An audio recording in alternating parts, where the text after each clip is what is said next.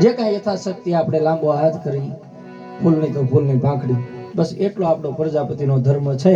સવા બાપા કે આટલું કરો એટલે ઈશ્વર તમારી નજીક છે એટલું યાદ રાખજો. ગોતવા નહીં જવું પડે. કારણ કે બાપાએ કીધું છે કે જેની સુરતા સુગડ સમેટે, જેના ઘટમાં સાહેબ ભેટાય. દલ દરિયામાં દિયો ડૂબકી, સિદ્ધને ફરોસો સેટે, આદમ તો અંતરમાં છે, ભજન કરો તો ભેટે. સદગુરુ સ્વામી બાપાએ કીધું ભજન કરો તો ભેટે. અને આ શબ્દો માં જબુમાં વાણંદની એક દીકરી એના કાને શબ્દો પીડ્યા અને સવા બાપાના ચરણે આવીને કહે છે કે બાપા તમે એક ભજનની માલપા કીધું છે કે ભજન કરો તો ભેટે. ભજન કરવું કોણ? કારણ કે માં તો ભણેલા હતા એ વખતે, ઇંગ્લિશ મીડિયમ ભણેલા, રાજાની દીકરીઓને ભણાવતા. એટલે કે બાપા ભજન કરવું કોનું? ત્યારે સવા બાપાએ કીધું કે આપણે આપણું કરાય, બીજામાં કોઈ કાંઈ ન કરી દે. આપણા ખેતરનું આપણે ધ્યાન રાખવું પડે, હે આપણે દેખરેખ કરવી પડે, આપણે ખાતર નાખવું પડે, પાણી આપણે પાવું પડે, અને પછી જેવી એની રખેવાળી કરો ને એવો એમાં ઉગાવો લે. એમ આપણામાં પણ જેવી રખેવાળી કરવી એવો ઉગાવો લે. ઘણા ખરા જીવન જીવીને જાય છે તો પેઢીઓ સુધી એની યાદી રહેશે, પેઢીઓ સુધી યાદી રહે. કારણ કે જવાનું છે એ નક્કી છે, એક દિન આ સમયે બધાને વયું જવાનું છે. નામ છે નો નાશ છે, ખીલે છે કરમાય છે, જન્મે છે મરે છે, આવે છે બધાય જાય છે. પણ એવું કંઈક જીવન જીવીને જાવીને તો પાછળ પરિવાર, કુટુંબ, સમાજ યાદ કરે. બાકી યાદ તો આમ કરે કે હારું કર્યું ગયો તેમ કુટુંબના ભેગા બેઠા. હા, આપણામાં ઈચ્છે છે તે આ બે રીતે યાદ કરે. અને ત્યારે સવા બાપાના ચરણે માં જબુમાં એ કીધું બાપા ભજન કોનું કરવું? કે આપણે આપણું કરાય. અને ત્યારે સદગુરુ સવારામ બાપા પીપળીના પાદરની માલપા માં જબુમાને બોધ આપતા એક ભજનની રચના કરી. બેટા ક્યાંય આડું દોડવાની જરૂર નથી, લે આ રહ્યું. સવા બાપાએ એક લેડિયાની રચના કરી. શું કહે છે બાપા? અંગૂઠો મરડીને હો પીવું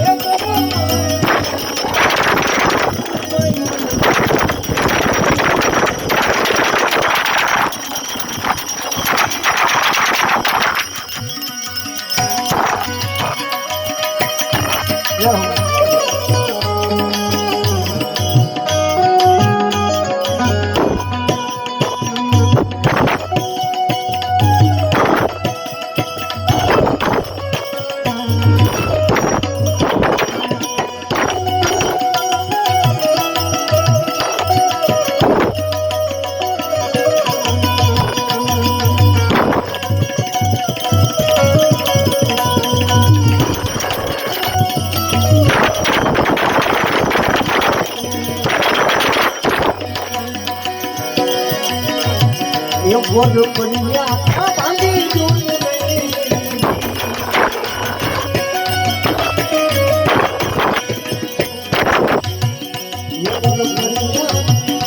ગોર પડ્યા ભાંગી જોઈ